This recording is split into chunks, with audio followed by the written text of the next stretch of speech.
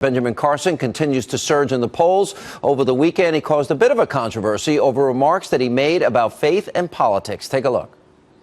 Should your faith matter to voters? Well, I guess it depends on what that faith is. If it's inconsistent with the values and principles of America, then of course it should matter. But if it fits within the realm of America and consistent with the Constitution, no problem. So do you believe that Islam is consistent with the Constitution? No, I don't. I do not.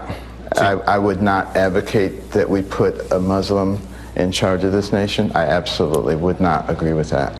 Now, those comments by Dr. Carson have caused an uproar among many politically correct liberals, but let's look at what happens when you mix Islamic values with a political system. For example, religious dictatorships known as theocracies dominate the Muslim world. In Saudi Arabia, it's against the law for women to even drive a car. Being gay is also illegal, and leaving the Muslim faith, well, that carries the death penalty. And in Sudan, another Islamic theocracy, women are the target of many, quote, public order laws. And according to Amnesty International, quote, whoever commits in a public space an act or conducts himself in an indecent manner or manner contrary to public morality or wears indecent or immoral dress, which causes annoyance to public feelings, shall be punished with whipping, not exceeding 40 lashes, or with a fine, or with both. And in the country of Bahrain, Islamic courts enforce the rule of law where a woman's testimony is worth half that of a man's, and a rapist can avoid punishment if he marries his victim. Here now with reaction, 2016 Republican presidential candidate Dr. Benjamin Carson. Dr. Carson, good to see you, sir. Good to see you.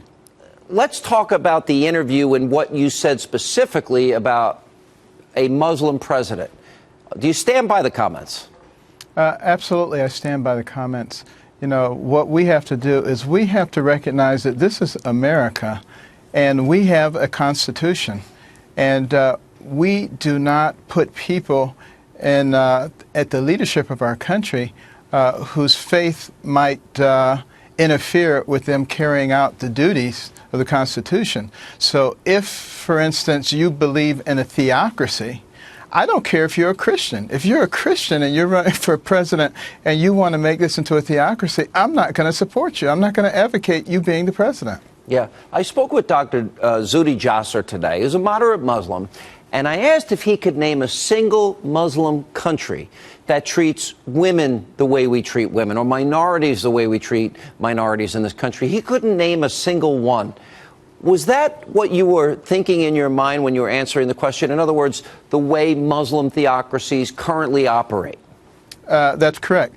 I mean, they currently do not tend to operate the same way that our system does. Now, if someone has a Muslim background and they're willing to reject those tenets and to accept the way of life that we have, and clearly will swear to place our Constitution above their religion, then of course they will be considered infidels and heretics. But at least I would then be quite willing to support them. All right. So I think what I hear in your statement there is you kind of are tempering those remarks. For example, if there was a moderate Muslim that denounced Sharia, that denounced radical Islamists, that denounced quotes in the Quran about killing the infidels or not taking Christians or Jews for your friends, that denounced the controversial life of Muhammad, you would be open to that Muslim running for president? Of course.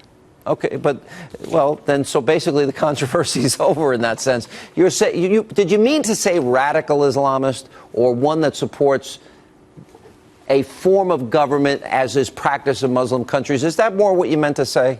Well, you know, that was implied in the comment, because I preface that by saying I don't care what religion or faith someone belongs to, if they're willing to subjugate that to the American way and to our Constitution, then I have no problem with that. That's what I said before that. Yeah.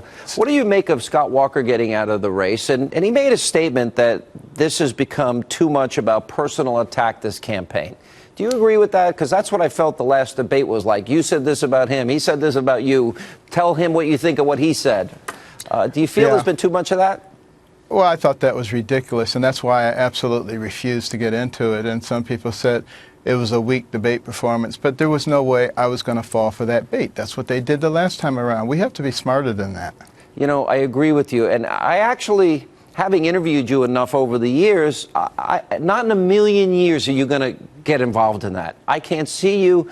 So in that sense, I don't think the debate format is particularly helpful to you, even though you keep surging in the polls. Are you convinced now with your poll numbers that you can win the presidency? I absolutely believe that. But, you know, I listen to the people. Everywhere I go, you know, they're saying, you are our hope. And the crowds are big and enthusiastic. And, you know, I will do everything I can working with the people to return this country to a place that is up for and by the people. The people should be at the pinnacle. The government is there to serve the people. Let me ask you about the refugees from Syria and Iraq that we're now talking about, or the administration's talking about, some 200,000. We've been told by James Clapper, by the State Department, that in fact Al-Qaeda and ISIS will infiltrate, Dr. Carson, the refugee population. In other words, they want to get into Western Europe, they want to get into America. Knowing that, is it wise to let those people into this country knowing that some terrorists are likely to be among that population? Of course not. That would be the height of irresponsibility. I mean, we have a responsibility to protect our people. And what I advocated last week is that we use some of our expertise and some of our resources to help those people get settled in that part of the world. You know, what is wrong with all the places on the Arabian Peninsula and Turkey taking those people in? We can help them. Yeah, we have our own refugees to deal with. Yeah, we have 50 million Americans in poverty, 46 million on food stamps, and 94 million out of the labor force. If you watch this weekend 60 Minutes, the President Rouhani made a lot of statements. He wouldn't denounce chanting death to America and the destruction of Israel's non-negotiable while this president was negotiating the nuclear deal. Is there anything good that America got out of that deal or is getting out of this deal? Well, maybe there's a secret deal that we don't know about, but it seems to be very foolish. And I just, for the life of me, can't figure out why we don't use common sense. And why don't we put the American people and their interests first? Why are we always looking out for somebody else who doesn't have our interest in mind? It's very hard to understand. Back to the immigration question, which came up during the debate. You had a little different opinion than Donald Trump. Let me ask you this. Should anybody that didn't respect American law and sovereignty and came into the country illegally, should that prevent them from ever getting citizenship, whether or not they stay or not? Well, I think that's something that we should leave to the American people. If I were elected president, I would be very interested in what the American people wanted to do on that respect. And if they decided that they would never allow such a person to become a citizen, I would abide by that wish. All right, Dr. Carson, congratulations on your poll numbers. We appreciate your time as always. Thank you.